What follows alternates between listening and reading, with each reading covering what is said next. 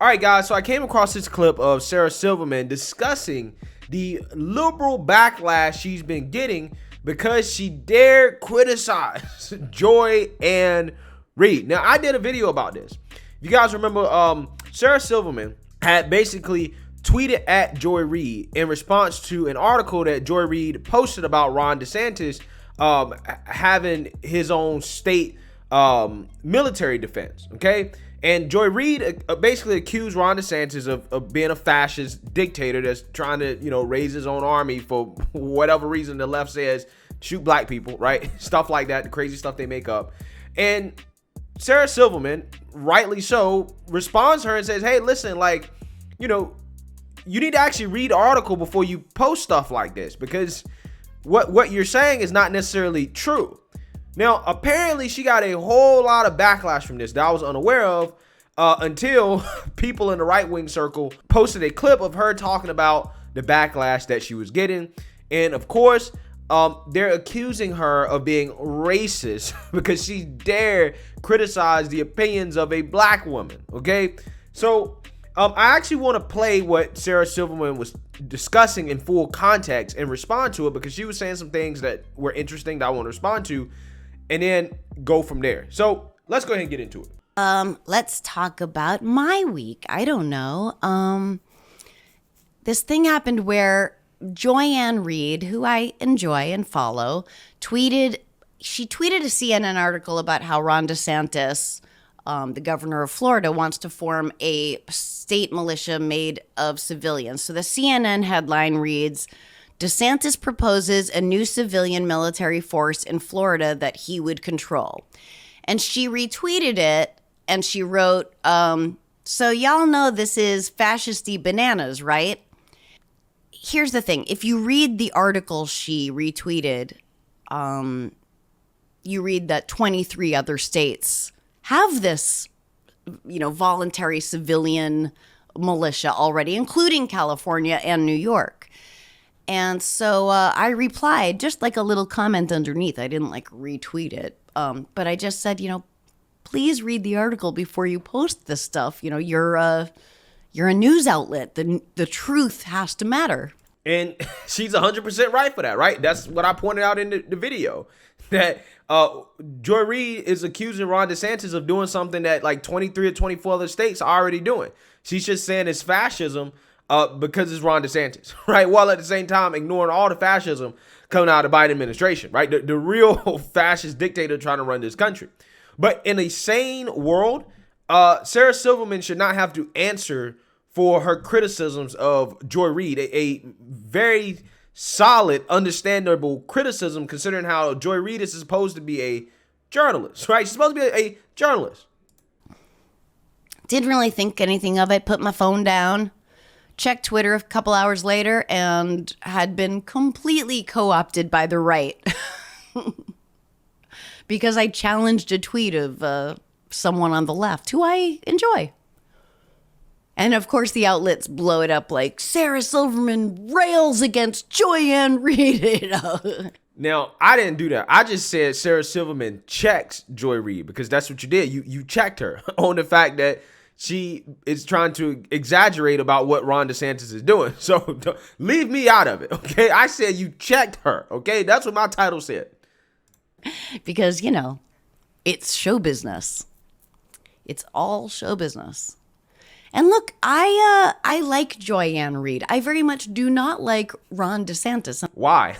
Why do you like Joy Reid? And why do you feel the need to tell everybody how much you like her? And just pay attention to how much she's going to continue to stress that she likes Joy Reid. Again, keep in context the fact that she's going to be criticized for criticizing a black woman. And I don't say this to placate the left. This is my truth. I think he's he's one of those vaccinated anti-vaxxers who worships Trump. And what proof do you have that Ron DeSantis is an anti-vaxxer? Okay, so if he's vaccinated, how is he an anti-vaxxer? Because he doesn't want to force on other people? Again, she's bought into the left-wing narrative.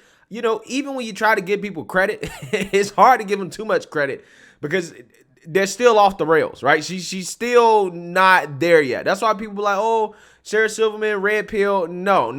She's not even close. She's just realizing the obvious when it comes to the left, that they're cuckoo for Cocoa Puffs. But she's bought in to the Kool-Aid, right? She still drinks the Kool-Aid. I do think he could be dangerous. And, but more than I like her and more than I don't like him, I care about what is true and how it's presented by news outlets. And she did tweet me later. She said, please watch the show tonight. We're going to go in depth. And they did, but. And she said nothing, right, that were facts. I guarantee you. That tweet stood alone. And, people get their news from headlines, unfortunately.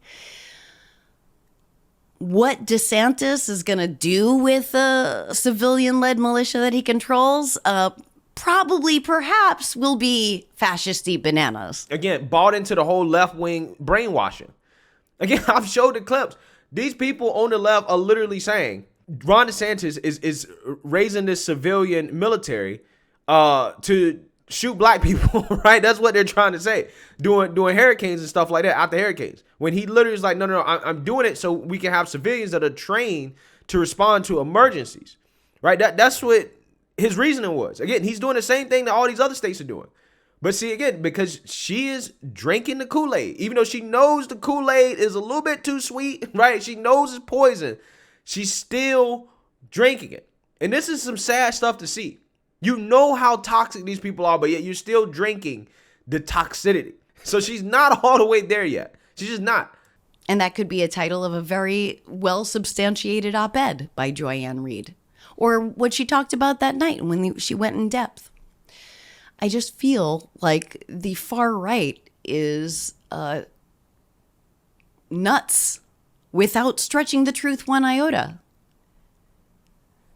And I worry that anything beyond what is absolutely true dilutes the power of what is true. That said, the left always playing by the rules feels like taking a knife to a gunfight. So you try to say that the left, they don't stretch and dilute the truth, right? Like with the whole Russia collusion thing, right? Trying to say Donald Trump was a Manchurian candidate for Russia. That's not stretching and diluting the truth. Okay. Again, I just pointed out them trying to say that Ron DeSantis is raising an army of, I don't know, white supremacists to shoot black people in the street. That's not stretching the truth. The left, see, on top of stretching the truth, the left, they like to distort and hide the truth. A la Black Lives Matter, what happened last year, and Hunter Biden, right? And in my opinion, that is more dangerous than even trying to stretch the truth, because at the very least, if you're putting out some information, people have something to go off of. However, when you are hiding information, you're telling people that what they're saying is not actually what they're saying, right? And that everything that goes against the narrative is misinformation, disinformation. We're not going to cover it. We're not going to talk about it. That, to me, again, is a lot more dangerous. We're so divided. We can't even criticize the people our own side. We can't even critique anyone in your own party without punishment. Again, that's a Democrat. I don't know how this applies to the people on the right, because I'm going to tell you all day, people criticize folks on the right. The conservatives don't really like Republicans all that much, okay? You know how much I see people criticize Dan Crenshaw, right? He said some stuff. People were criticizing him, okay? People criticize Mitch McConnell. People criticize Trump, even to a certain extent, right? I've seen people criticize Trump on his vaccine stance. People feel like Trump was spending too much money last year. They feel like he contributed to some of this stuff going on right now. I've seen those criticisms of people on the right from the right. Maybe on the left, you can't criticize others on the left, but on the right, I definitely see people on the right criticize each other, right? I see that a whole lot, okay? Especially when it comes to criticizing the establishment Republicans. One of the hosts of The View was like, what hubris for Sarah Silverman to accuse a black woman of not reading. Oi, Jesus H, what the... I surrender. Good grief. I don't want any trouble. I cannot. So, guys, I tried really hard to find that clip to see who said that about Sarah Silverman, right? Who basically said that Sarah Silverman basically can't criticize a black woman, right? Because she's white, to say, oh, a black woman didn't read, right? I tried. Sonny Hostin probably said it, right? But who knows? Somebody else could have said it. Couldn't find the clip. But yes, Sarah, welcome to the woke world that you support, the woke religion that you are a part of, where you cannot criticize somebody that is a so-called person of color, especially if you're white. And if you do criticize them, then it has to come from a place of racism, right? Rather than a place of actual, real constructive criticism, okay? And you signed up for that, okay? You signed up for that. You supported that. You were in favor of that stuff. So don't sit here and try to complain now for something that you signed up for, right? Because again, that is how the left operates. If you criticize somebody that's a so-called person of color, or especially if they're a so-called person of color that's a woman, or, you know, LGBTQ or whatever, a part of some subgroup of a subgroup, right? And winning first place in their oppression Olympics, right?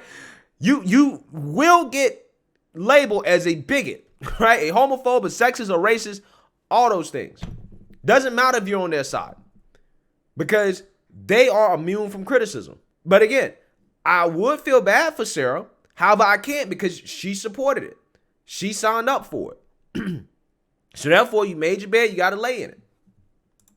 Believe I need to say this, but I did not criticize Joy Ann because she's black. Don't matter. You're white, right? And because you're white, the far leftists are saying that any criticism of them is racist, right? Trust me. I see it every single day, right? If you are conservative, according to the left, regardless of what your skin color is, you're a white supremacist, right? Candace Owens been called a black white supremacist, right? That's what they say. So again, this is the type of stuff that you sign up for, and you try to act like that your side is not beyond the pale. They're not cuckoo for Cocoa Puffs. They are, in fact, cuckoo for Cocoa Puffs, because again, at least on the right, there's a whole lot of criticisms to go around. However, one of them is not that you can't criticize your own team, right? Because that happens literally all the time. But because she's a Harvard-educated journalist with the responsibility, ideally, of showing the whole picture and not just a piece of a picture. Joy Reid is Harvard educated. Proof that you do not have to be intelligent to actually go to an Ivy League institution. Which would probably still prove her point beautifully, as she probably did that night. But then again, that's also the confusion, you know? Joy Ann, like so many of our favorites on these 24-hour news channels, is both a journalist and a political commentator. AKA a propagandist, right? She's not a journalist. She's simply an opinion host. She is what they accuse Joe Rogan of being, right? Which is an opinion host. That's what she is. And I would respect these outlets a lot more if they actually just admit that, hey, we just giving our opinions. We're not here to give facts, which, I mean, they do in court, right? When you take them to court like Rachel Maddow, you know, they'll tell you, yeah, we're just entertainment and we give opinions, right? Don't come to us for facts. Which makes sense, because if you are a political journalist, you're going to have opinions on politics, and they're probably very well-drawn opinions. Not hers. But where do I get just the plain old news? C-SPAN, bro. Like, I always tell people this. If you really want unbiased news, then watch C-SPAN, right? Watch C-SPAN. But, or maybe local news, right? But local news has even got to the point where they got a liberal bias, right? But there's no such thing as unbiased news. Everybody's biased, okay? Everybody has their own angle, right? And that's just, again, it's just about what flavor, what angle do you like to hear? That's what it's about. Joy Reid, her angle is far left woke nonsense, right? And fear mongering about Trump and DeSantis and Marjorie Taylor Greene and all these other people, and not really talking about the real news, right? You know? I need a news outlet that's just the facts. Something that I can like draw my own opinion. It's just facts, and then I draw my own opinion on it. That would be so nice. I'd like to draw my own conclusions sometimes. I mean, I'm interested in other people's thoughts, but can't only be that. And good grief, you dare criticize anything in your own party, you're the enemy. And that kind of black and white thinking on both sides, but obviously I'm on the left, that's what I care about. It's such a turnoff to me. That you're either with us or against us kind of vibe with no room for questions or critique. It feels very not liberal to me. It's not. It feels like right-wingish. I don't know about that. But, like I said, you get the picture here, okay? Sarah Silverman ain't exactly red pill yet. Even though there's been signs that, she's trying to get there, right? She's trying to get there. However, she knows in her head that her party and the people over there are cuckoo for Cocoa Puffs and bat-ish crazy. She knows that. However, she has to go out here and say these things and try to kiss the ring of Joy Reid and try to act like she's somewhat legitimate, right? Again, because she doesn't want to be called racist, right? She doesn't want to be called racist. And again, this is what you sign up for on the left.